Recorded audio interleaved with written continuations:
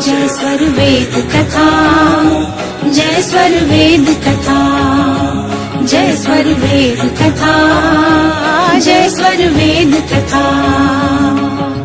श्रवण मात्र से मिट जाती है, श्रवण मात्र से मिट जाती है अंतर मन की व्यथा। जय स्वर वेद कथा, जय स्वर वेद कथा, जय स्वर वेद कथा, जय स्वर वेद कथा।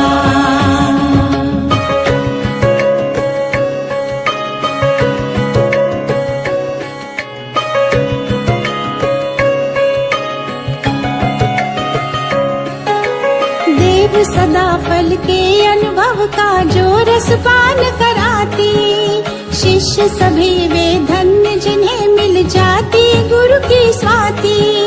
सद्गुरु कृपा की धार बहा जो, सद्गुरु कृपा की धार बहा जो, देती सबको जगा। जय स्वर वेद कथा, जय स्वर वेद कथा, जय स्वर वेद कथा, जय स्वर वेद कथा।